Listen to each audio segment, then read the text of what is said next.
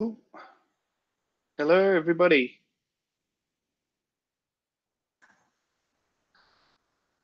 Are we live? This is our first. It's our first live stream. I might be talking to myself right now, but this is our first live stream. So, if you are listening to me, I'm just looking to see. Oh, yes, here I am. Awesome. Okay, so welcome to Digital Marketing Meetup's first live stream. As you can see, we're super high tech here in my room with my office suit on, my working from home office suit. So we've had a little bit of a right turn with some things not working quite as we would expect on Nik's end. So she will join us in a second. But in the meantime, I'll run you through why we're here and pardon me.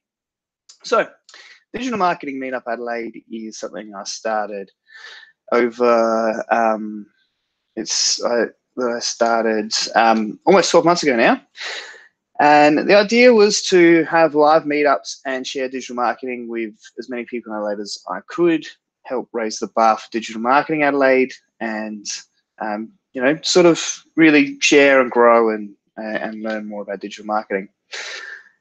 This has continually evolved, and whilst we will always be doing monthly meetups, there's been some great speakers that I've spoken to who are interstate, and they can't fly in, and we run free meetups. So I thought a great way of solving that problem would be to start doing webinars. So this is our first one. It is trial, a little low budget, but we will continually evolve over time and it'll get better. So if you bear with us, things will improve. We hopefully will have the amazing Nik Ranger with us today, who was nominated for an SEMrush Young SEO of the Year award. She didn't get it, but she was nominated, which is a huge achievement. She's a good friend and also a really smart operator. She really knows her stuff. So I'm looking forward to sort of running through an interview style session with her and just seeing, you know, just sharing with everybody, you know, Nik and her expertise and what she can do. That is if you can hear her. If you can't hear her, that could be a problem. So Nik's just joined us back in. So what I'm going to do now is I'm going to hand over to Nik and ask her to speak to you all. And then I'm going to jump onto another computer and see if you can all hear her, because I can't, but it might just be a kind of a one-way thing. All right, Nik, take it away. Hello, can anyone hear me at the moment? I'm speaking to the ether. Oh my gosh. From my end, everything looks a-okay, but if anyone wants to type in right now and say, ooh. Oh my gosh. Oh, I'm hearing that back. From my end, everything looks a-okay, but if anyone wants to type in right now and say, Okay, so I can't hear you, Nik, but everyone else can hear you. This is awesome. I'm loving this. This is going to be very exciting. All right, so we're just going to, yeah. All right. So what I'm going to do here is introduce Nik. As I was saying, she's amazing. How we're going to play this is I'm going to ask the questions, and then I'm going to flip over to her and watch her screen intently. And then once she has finished talking, which I'll notice by a pause, I'll jump back in and ask the next question. This is going to be a little bit of, you know, impromptu kind of cool stuff. Oh my golly. All righty. When Nik comes back online. Thank you guys so much for sticking with us. The next one will be a far more polished experience. All right, so now Nik, let's move on to our first question, which I prepared earlier. Actually, you know, do an intro about yourself. Talk about who you are and what you do, and I will remain quiet. All right. Hi, everyone. My name is Nik Ranger. I am based here in Melbourne, and currently it's 32 degrees, and it's probably going to climb up to about 38 degrees. So hence why it's like nice and casual on my Friday. Hope everyone's doing well. I've been in SEO for about 3.5 years, and yeah, I'm approaching onto my 4th year early next year. And I absolutely love it. Like, the reason why I like to do these things is I'm a huge advocate for SEO, and I just want to be able to share value and share any insights that may be valuable to people, because I'm very passionate about that. That's my thumbs up indication to say, take it away. All right. I think he's now offline. So I don't actually know who I'm addressing because I can see a chat. And currently Corey Wolf, who is an amazing SEO that I did a live SEM Rush site audit. If anyone wants to go check that out, that's 10 minutes of us going through a live site and just kind of pulling sites to pieces and going through the technical implications of what's kind of going wrong underneath the hood, and explaining that a little bit in terms of like how that actually impacts your sites. And he's still not back online, so I don't know what's going on there. Awesome. So you give me the thumbs up. That's a really good cue. Okay, good. So the first question we have here is, what is the process you go through with a new client? So I know you, pardon me, work with a lot of big and small clients, and I was really interested to hear how you approach this. You and I have discussed this before, but I think it'd be a great thing to share with people, how you approach working with new clients. Yeah, absolutely.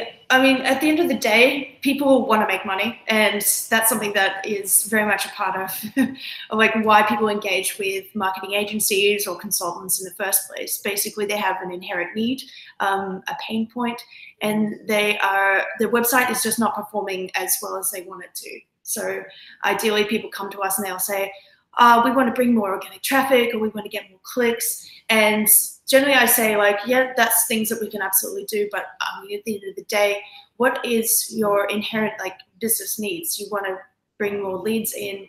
What does that mean? You are not a new starter into the business, or maybe that's something that we're not going to talk about with like a branding campaign, for instance.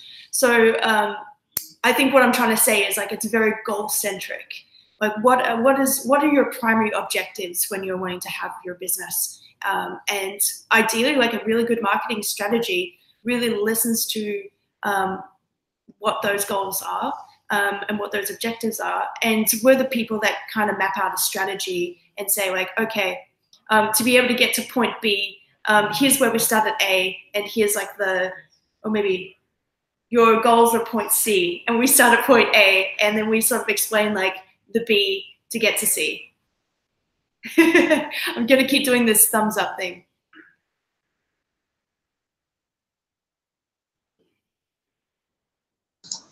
Okay, you've given me the thumbs up, so that means that we're moving on to the next thing. There's a slight delay on the video, so I'm actually watching you a few seconds beforehand. Right. So I am listening to a bit of what you're saying, which is pretty cool. Still making it kind of an interesting kind of conversation, or we're jumping back and forth like this. But yeah, so we've covered what's the process you go through with a new client. Now, what do you track and why? So what are the things that you track for this client? You talk about setting goals and solving problems. So what are the key things that you track for a client to make sure that they're getting what they need out of SEO working with you? Yeah. Well, part of our job is to go through and do like a technical health assessment of the site, and to look for anything that is going to inhibit like indexability or crawlability.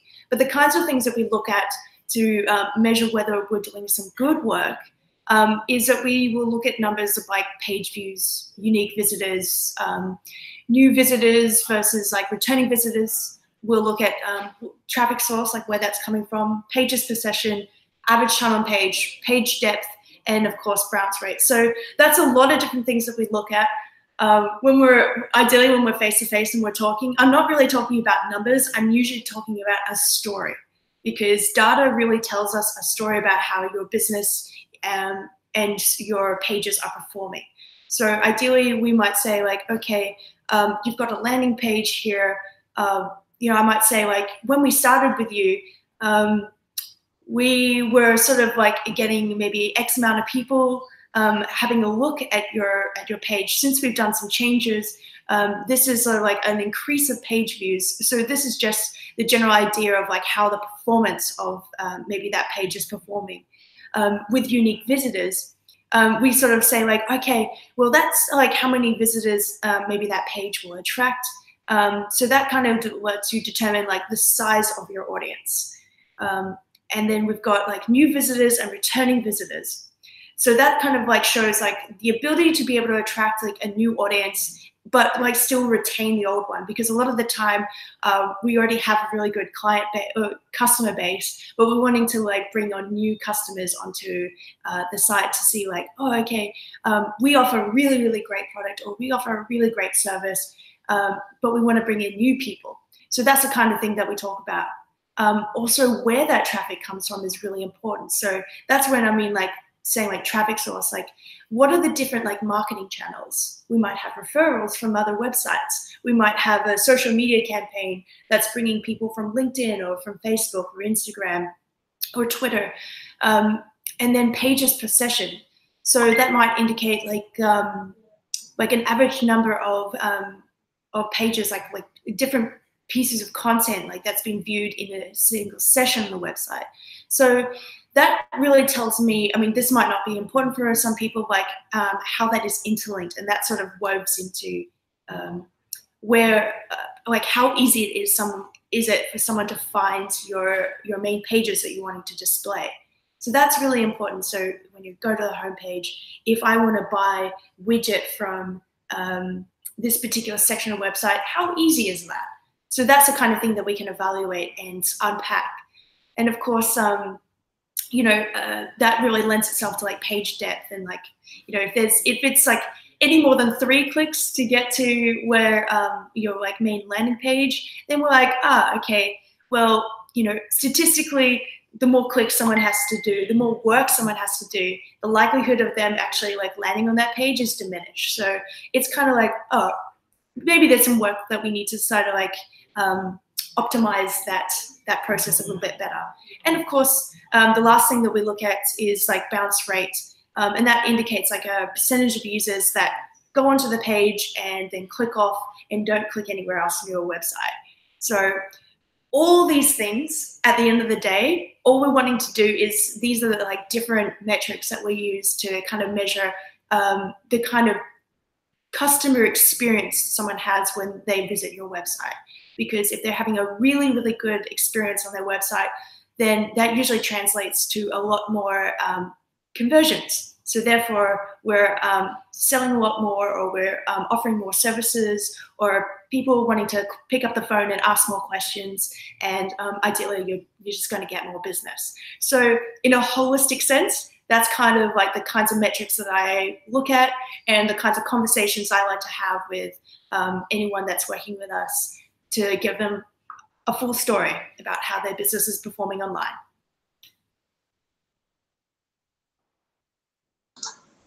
Thanks, Nick. That was really insightful. So you've covered a large range of things that you track there, and you've kind of drilled it down to the fact that you're looking at how customers, you're looking at what is important to the customer, and then how that feeds back into other top line metrics. So yeah, that's really interesting. There's obviously a lot you could unpack there, but I think we'll keep moving for the time. Yeah, cool. Yeah, so moving on now, is content still king, or do I need to post every day or every week, like is has been popularly, I can't use words now, has been popular. I'll hand it over to you, mate. Yeah, so I guess like I kind of agree with the content is still king strategy, and mainly because like whenever I'm looking at wanting to expand the keyword capabilities, so like going after keywords that are really important for your business, and all that means for anyone at home, all that means is if there are some keywords that people are searching for, so like what is the best widget or what is the most, I don't know, if there's like some really good reviews around something. Anyway, we do like a keyword research that sort of unpacks the kinds of discovery all the way to purchase related keywords and create kind of content around that. So it's kind of like there's a lot of things I want to talk about here and want to really unpack, but in the essence of it, content is still king, but you're really wanting to make sure that the content that you're adding onto your website has real value. So it can be informative, but it has to give your customers value. And so we see a lot of the time this kind of like longer format content is really trendy, but that basically means that when people are wanting to find out like a really kind of comprehensive, definitive, or like a wrap-up information piece about the widget, they might want to know not just like where they can buy it, but they're wanting to find out, okay, what does that widget mean? Like, how do you define the widget? Like, what does the widget do?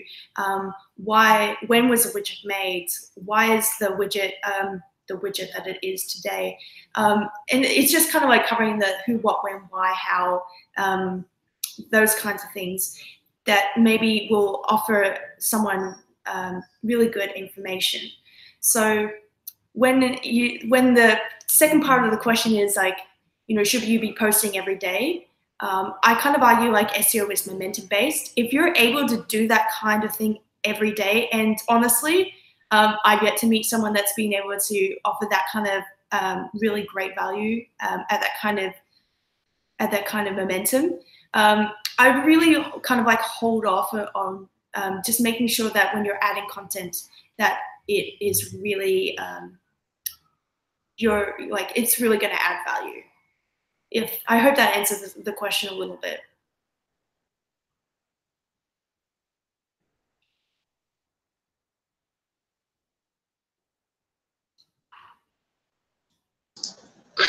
I was engrossed in what you were saying, so yeah, I missed your cue because I was having too much fun listening to what you were saying about good quality content, about making sure that it really adds value to people, and not just posting for the sake of posting. And that's really what I was getting at with that question, is that there was been a real trend the last few years to just push content out as much as you can.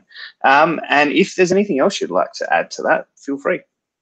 Yeah, I just kind of thought of something, and one of the things that I really drew a lot more attention to this from my perspective was when Brian Dean released this awesome study, which was looking at like search engine ranking factors study. And so they looked at like over 1 million Google search results to kind of answer the question, what kind of factors like correlate with first page search engine rankings. So, they looked at content, they looked at backlinks, and they looked at site speed and things like that.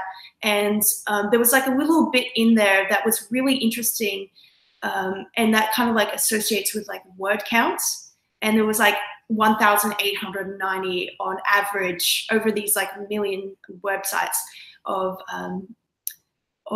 words on the page that were bringing users to the site. And like when you actually look at that, that's like, oh yeah, just write this kind of arbitrary amount of words to be able to rank for a page. I just kind of want to like say, and like I've had like a lot of conversations with people online, even recently, that's like, they kind of just like, oh, okay, that's the marker, that's what we're wanting to kind of go after. And then they just write kind of like a word vomit piece. And it doesn't really answer a lot of questions. It's just like they're going after that word count. That's sort of where I like say like, whoa. Structure it in a way that aligns to search intent.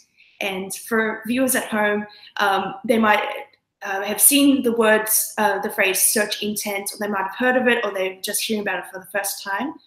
Search intent, all that means is basically saying like, why is your customers or potential target audience, why are they searching in the first place? Put yourself in the shoes of your customer. Try and think, okay, what motivates them. They might be price motivated. They might be motivated because it is has free delivery, or it has warranty, or it might satisfy a kind of particular pain point. It might fix something with their lumbar support, or they might fix something with it's like a particular like health food, or yeah. There's like basically what I'm trying to say is like there are reasons why people are searching. And when you pick that apart and you make maybe like your headers that sort of like really draw the eye and say, you know, we have the cheapest available widget, but this is actually how we made it really good quality. So like offer people value, really bring them on in this kind of story, and approach it more creatively, and really try and like add some value there. Okay. Thank you. That's awesome.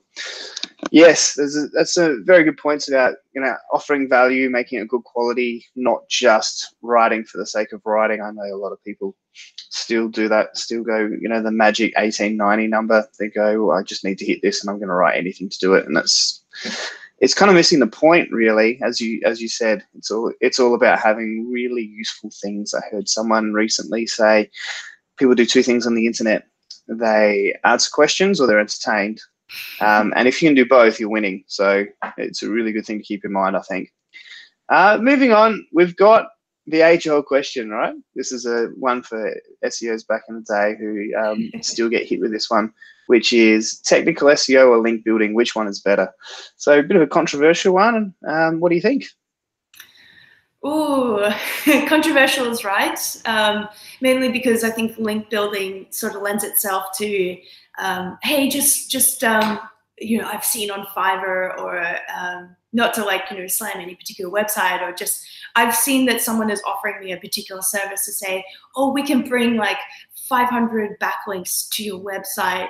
And I kind of vaguely know that backlinks are kind of like votes that like people are linking towards this page, and that sort of arbitrarily tells Google that a lot of people care about this page and want to like show that page to other places on the internet. And that kind of arbitrarily means that it's important.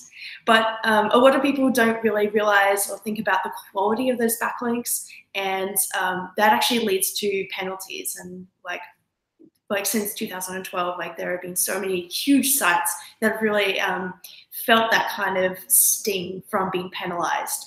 So just like a little quick thing about backlinks, they're not necessarily bad. It's just really focus on the quality. And whenever you're looking at a backlink, look at the domain authority. That's kind of like a citation flow and a trust flow, kind of like how spammy does it appear to like a web bot. And Moz has a really great free tool that you'll be able to check that. And also, like, does that actually bring about any real organic traffic? Like, do they actually have an audience? So I just kind of like want to put that out there about backlinks. I don't think that they're bad, but I really want to steer away from let's bring as many as we can as possible, and just point them back to like either our homepage or our deeper page, or like trying to get as many. So that's what I think about that. But as far as technical SEO is concerned, I would argue like never forget about technical SEO.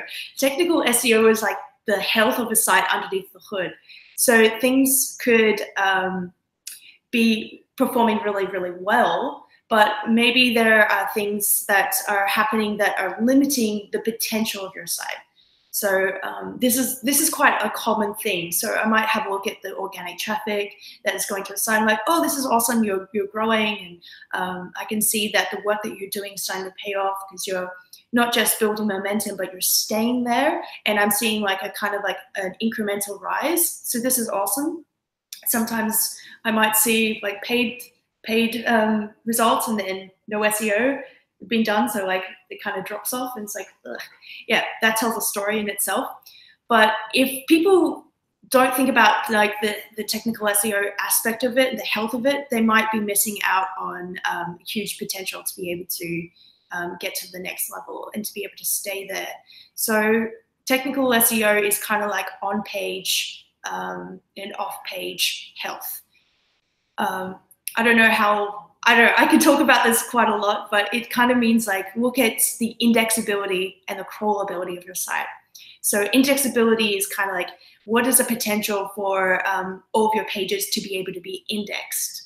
And there are so many things that go into like the mixing bowl for something to be indexable. But in a very general sense, indexability is an absolutely huge conversation to have with your SEO person, me, for instance, or you know, someone else that you're working with as a consultant, or you know, hopefully with your marketing team. The crawlability of your site looks at not just from a human readable, like is your site you know, easy to use and is offering great content, but how does a bot see your site? Is it sort of being hit, going to your site and then having to like redirect like 3 times to be able to like find your homepage, or a whole myriad of other issues that might really, really affect like the crawlability. So that just means like the bot has a look at your site, goes through it a bit, and is like, cool, cool, cool, cool. I've got a crawl budget, and I might stop here because I've seen all these different areas. And so I'm not going to look at anything else because you've expended your crawl budget. So every site has a crawl budget, and how much you're on top of the maintenance with your technical SEO really affects that. So from a holistic sense, indexability and crawlability are two really, really big aspects that looks at technical SEO and the health of your site.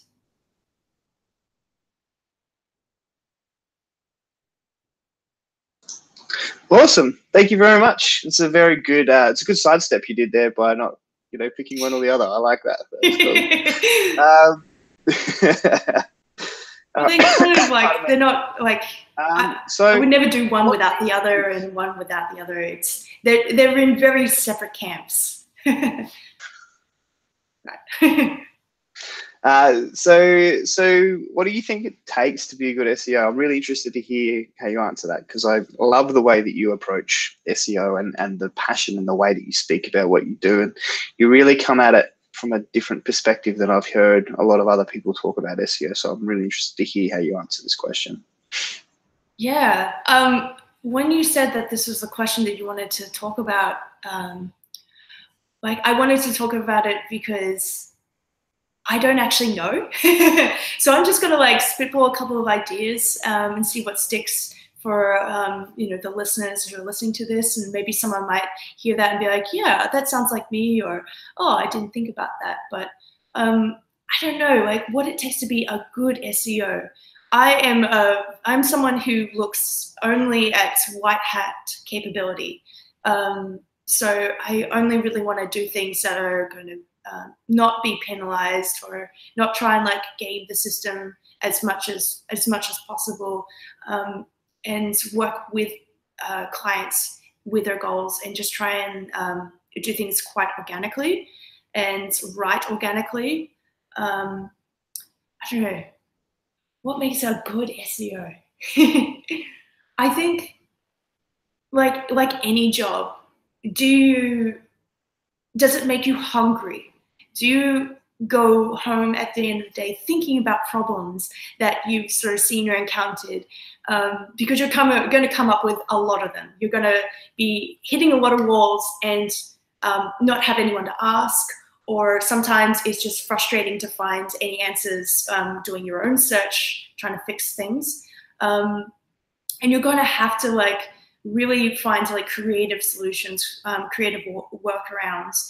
And sometimes like I'm now like 3.5 years into my job of being an SEO, and sometimes like that can be really fatiguing and kind of maddening. But I think like what always brings me back is the competitiveness and the results that we can offer clients, and seeing the real marketable difference that we can make to someone's business. I've worked with really large enterprise level businesses, and I've worked with small mom and pop businesses, and being able to, like, you know, be face to face with these people and say, like, this is the benefit that we've been able to give you. This is what we've been able to do since working with you. And just to see it on their face and saying, like, yeah, I know, because I've been able to make X amount of more money this year, and I feel so much more free. And really, when you have like goal-orientated strategies and you're having a really good experience with people, you're talking them through them, you're educating them while you're going, and you're excited to learn. I think all those kinds of factors really make for a really enjoyable experience while working. And that's something that I've always tried to maintain, is just like that curiosity. Like, always keep asking questions, always just be like, this is how we did something, but how does other people do it? Like, how do other people broach the same kinds of problems? What are the kind of solutions that other people have done? Oh, that's really interesting. I might cherry pick a couple of these ideas and, you know, put them in my toolbox, and in my own time test them out. Or I might want to, you know, talk through a client and like maybe test something on like a demo website. And sometimes, like, it's just amazing how much it works, and it's just the greatest feeling. So yeah, the job comes with a lot of challenges, but it comes with a lot of really, really satisfying wins. And I always like to make it very personal. I'm a total goof, and I like to have fun with my role, as well as, like, you know, kick some butt. So I don't know if that makes a good SEO, then I'm satisfied with that, because I have a lot of job satisfaction. I really love what I do. Hence why I'm here talking about SEO with you, Corey. And because I'm just an advocate for it. SEO is like the cheapest form of marketing you can do for your business. It's one that you can use to future-proof your business. And so, like, because I see real value for people, that's why I'm like, hey guys, like, this isn't just like a buzzword that you sort of, you know, see on the internet, you know, surrounded by this banner of digital marketing. This is what we do. Like, this is actually something that I really believe in. And I think when you really believe in what you do and you can really feel like you're helping people, that's what inspires me. So yeah, hopefully that makes you a good SEO.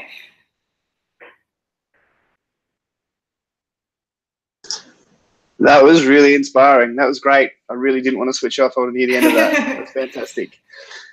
That's all the questions we have. And considering the, pardon me, the technical difficulties we're having, I'm so grateful not only to you, Nik, for doing this with me, but also for the people who have stuck around for this whole thing. I haven't been able to see anyone, but hi. Yeah. Hope you enjoyed it.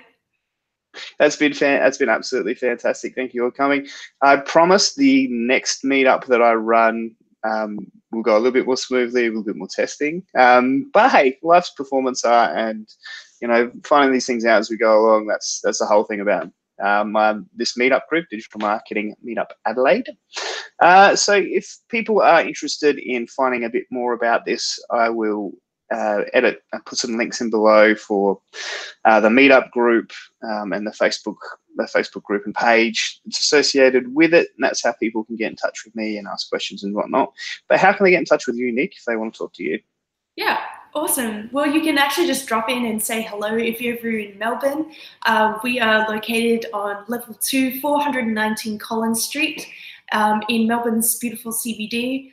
And I'm also on LinkedIn as Nik Ranger. I think it's the same as the one that you've been like plugging everywhere, which is awesome. So yeah, add me as a friend, ask me questions. Sometimes I won't get back to you immediately, but I do eventually get back to people, and I try and answer people's questions as best as I can. But yeah, or you can come and like see me at like an SEO meetup here in Melbourne, or yeah, I think that's like probably the best way to reach out. But yeah, or visit us online at Cool. webfirm.com. Well, one final time, Nick, I want to thank you so much. It's always inspiring to talk to you and to learn from you. And enjoy watching this video back. You use your hands a lot to speak. It's quite fun to watch. And thank you all for tuning in and listening to this meetup. And we'll look to run these pretty regularly in 2019. And yeah, thank you all so much for coming along and sharing my love of digital marketing with the world. Great to meet you. Bye, guys. Bye. See you.